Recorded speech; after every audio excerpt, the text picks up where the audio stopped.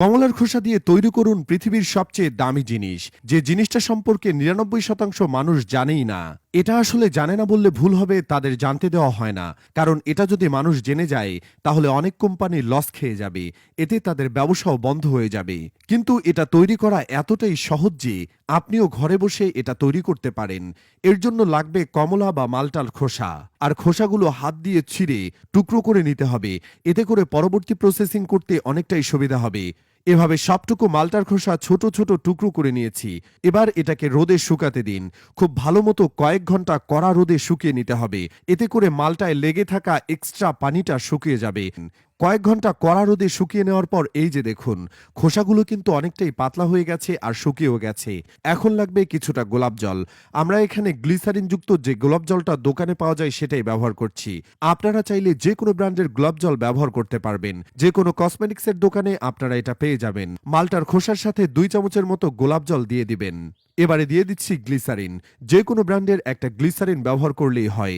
আমাদের কাছে যেটা ছিল আমরা সেটাই ব্যবহার করছি। 1 চামচের মতো গ্লিসারিন লাগবে এখানে। এরপর দেবেন একটা ই ক্যাপ বা ভিটামিন ই ক্যাপসুল। যে কোনো ফার্মেসিতে আপনারা এরকম ই ক্যাপ পেয়ে যাবেন। এখন একটা চামচ দিয়ে মালটার খোসাগুলোর সাথে সবগুলো উপাদান খুব ভালো মতো মিশিয়ে নিন। কাজটা হয়ে গেলে বাটিটাকে একটা ফয়েল পেপার দিয়ে মুড়িয়ে নিতে হবে। আপনাদের কাছে যদি ফয়েল পেপার না থাকে সেক্ষেত্রে প্লাস্টিক বা র‍্যাপার দিয়ে পেঁচিয়ে নিতে পারেন। এই পর্যায়ে এটাকে কয়েক ঘন্টার জন্য রেস্টে রেখে দিতে হবে। 5 থেকে 6 ঘন্টা এভাবে এটাকে রুম টেম্পারেচারে রেখে দিলেই হবে। 6 ঘন্টা পরে এই যে দেখুন র্যাপিংটা খুলে ফেলেছি। দেখুন কমলার খোসার যে প্রাকৃতিক নির্যাস সেটা কিন্তু গোলাপ জলের সাথে মিশে গেছে। এবার একটা গ্রাইন্ডারে এটাকে গ্রাইন্ড করে নিতে হবে। সবগুলো মালটার খোসা গোলাপ জল সহ গ্রাইন্ডারে ঢেলে দিন। এবার এটাকে 2 থেকে 3 মিনিটের মতো গ্রাইন্ড করে নিতে হবে। গ্রাইন্ড করা হয়ে গেলে এবার দেখুন অনেকটাই মিহি পেস্টের মতো তৈরি হয়েছে। একটা ছোট বাটির উপরে ছাঁকনি বসিয়ে দিয়েছি। এবার এর উপরে পেস্ট দিয়ে ভালো মতো ছেঁকে রসটা নিতে হবে। চামচ দিয়ে চেপে চেপে রসটা বের করে নিয়েছি। দেখুন কিভাবে কাজটা করতে হবে। এই যে দেখুন, সম্পূর্ণ পেস্টটা থেকে রসটা আলাদা করে নিয়েছি। এখন লাগবে অ্যালোভেরা জেল। যে কোনো ব্র্যান্ডের অ্যালোভেরা জেল আপনারা ব্যবহার করতে পারেন। 2 চামচ পরিমাণ অ্যালোভেরা জেল এই রসটার সাথে দিয়ে নিচ্ছি। চামচ দিয়ে নেড়েচেড়ে খুব ভালো মতো মিশিয়ে নিতে হবে। খুব ভালো মতো এটাকে মিশিয়ে নিলে দেখুন একটা স্মুথ ক্রিমের মতো তৈরি হয়েছে। এবার এটাকে একটা ছোট এয়ারটাইট জারে ঢেলে নিচ্ছি। এভাবে রুম টেম্পারেচারে এটাকে 6 থেকে 8 মাস রেখে ব্যবহার করতে পারবেন।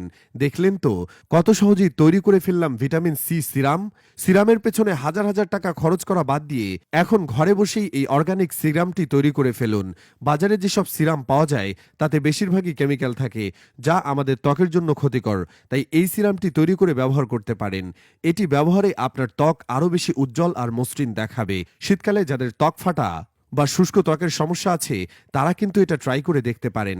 প্রথমেই এটা ভিটামিন সিটা লাগিয়ে নেবেন। তারপরে আপনারা আপনাদের পছন্দমতো ক্রিম যেটা ব্যবহার করেন সেটা লাগিয়ে নেবেন।